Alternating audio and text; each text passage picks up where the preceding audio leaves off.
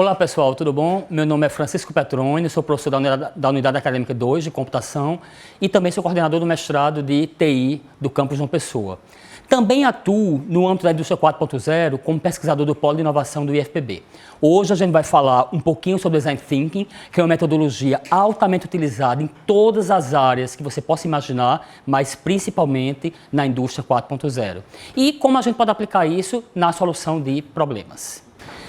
A gente tem que começar com a demanda de onde vem, a indústria 4.0. A indústria 4.0 ela tem algumas premissas que são indispensáveis. Entre elas, um ambiente altamente competitivo, projetos com grau de incerteza alto, uma vez que ela utiliza muitas tecnologias de ponta, então os graus de incerteza dos projetos eles são altos. Uma necessidade muito grande de profissionais que tenha competências do século XXI. Que competências são essas? Que seja muito comunicativo, que trabalhem com alto grau de colaboração, pensamento crítico, ou seja, aquele profissional que resolva problemas e principalmente que tenha muita criatividade. Além disso, projetos da indústria 4.0, há uma necessidade muito grande de envolver o cliente e envolver o usuário no processo de desenvolvimento. E, além disso, os produtos e processos gerados a partir dessa indústria 4.0 possuem um altíssimo valor agregado.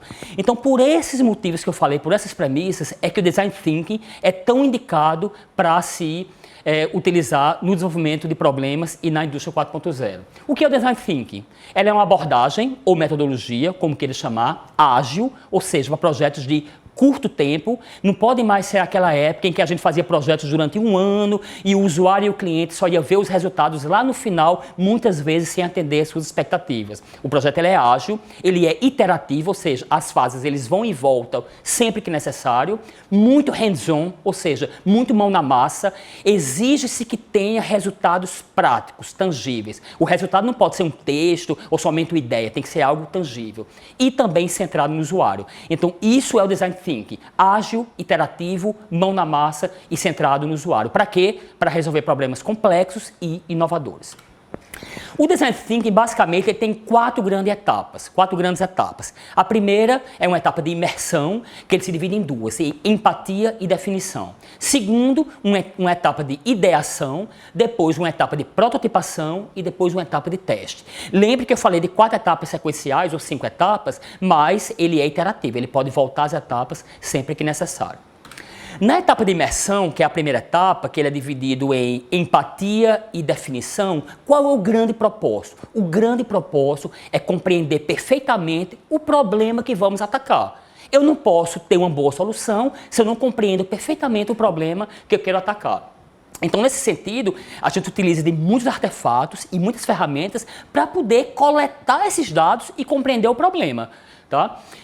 O que é que a gente pode fazer? A gente pode utilizar entrevistas, pode utilizar questionários, pode observar, pode tomar notas, pode analisar documentos. Todas são técnicas e ferramentas que não são tão difíceis de ser utilizadas.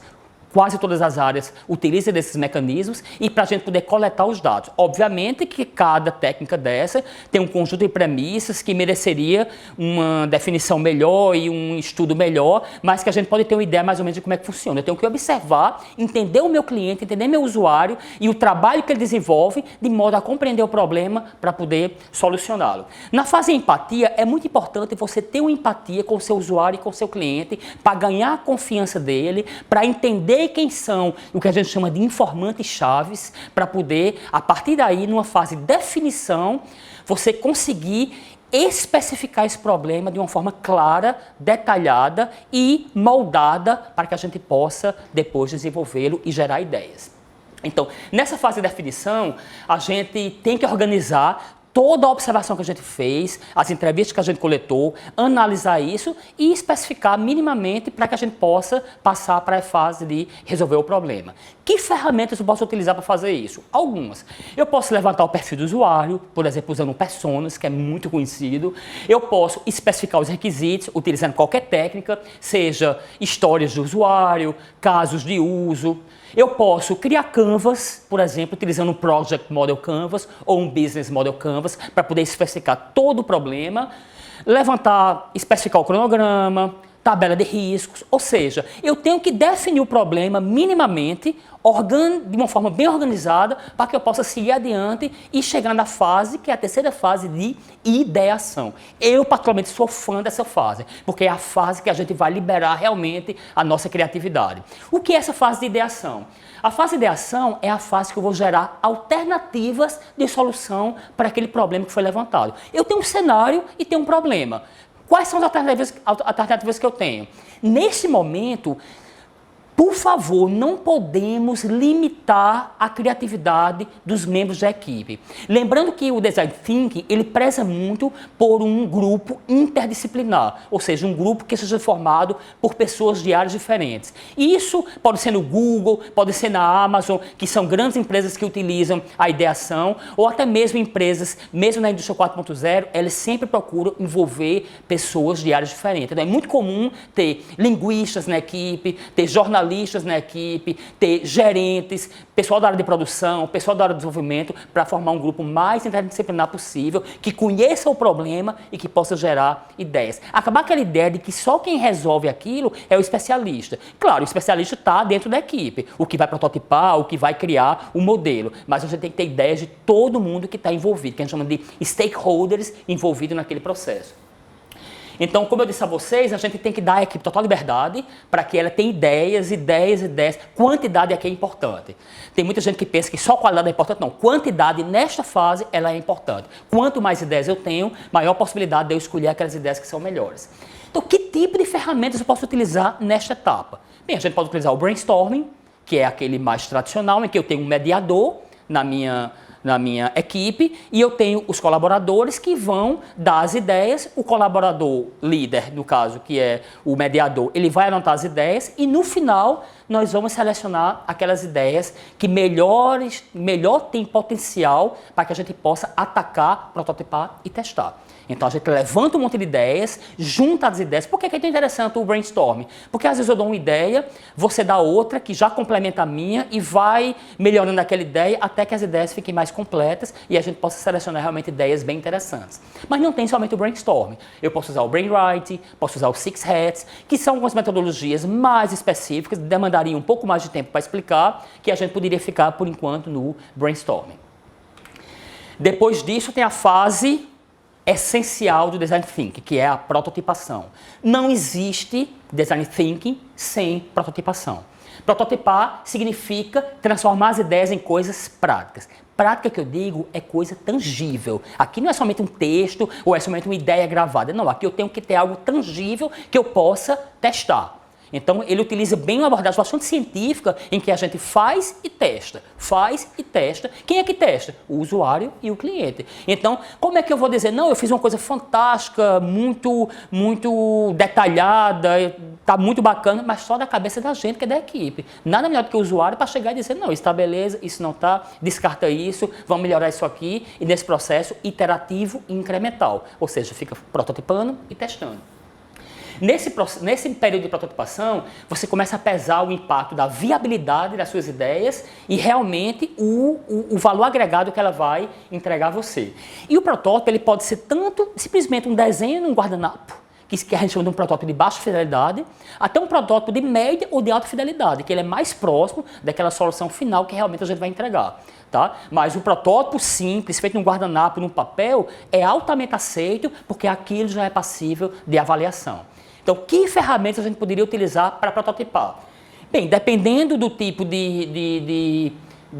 que a gente vai desenvolver, porque Design Thinking pode ser aplicado em qualquer tipo de problema, a gente pode desenhar protótipos como desenhos, criar modelos, interfaces de usuários, como um projeto da área de TI, de software, uma maquete. Então, a gente pode desenhar impressora 3D, mas um desenho ele já é suficiente para você dizer que tem um protótipo passível de ser testado.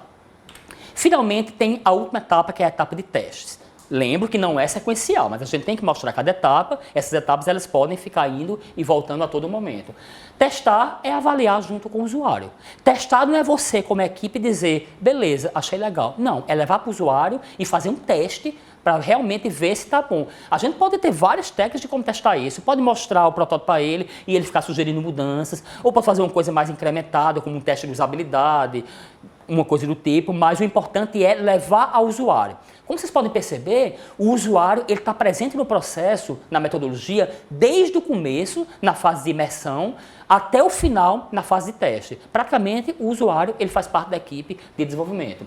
Então, a gente coloca o protótipo da frente dos usuários e verifica se ele atingiu as expectativas ou não. Aquelas necessidades que foram levantadas lá na fase de empatia e de definição. Então, tem várias ferramentas para poder testar. Eu posso usar grupo focal, posso fazer entrevista, posso fazer teste de usabilidade ou qualquer ferramenta que eu possa colher o feedback do usuário quanto ao protótipo que eu desenvolvi.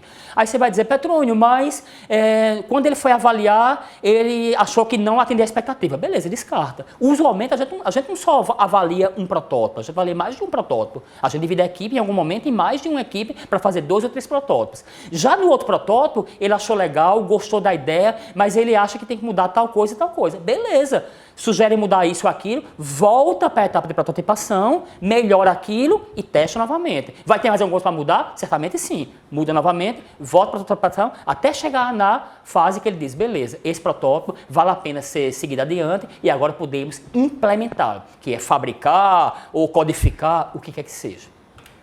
Muito importante para valorizar o uso do Design Thinking, porque que é essa moda tão grande de Design Thinking no mundo inteiro, nas grandes empresas e também na indústria 4.0, é porque ele tem algumas características que são realmente muito importantes. A primeira, ele é um processo ágil. Ninguém mais tinha aquele tempo de ficar demorando uma eternidade para desenvolver um produto, ou pelo menos o protótipo dele, para ver se ele é viável, porque se não der certo, vou perder o dinheiro de um ano inteiro, vou perder o dinheiro de 6 meses, não. Vamos testar em um mês, se funcionar, ótimo, vai para frente. Se não, perdeu pouco. Então, a indústria não admite mais metodologias pesadas. A gente está na moda agora de metodologias ágeis.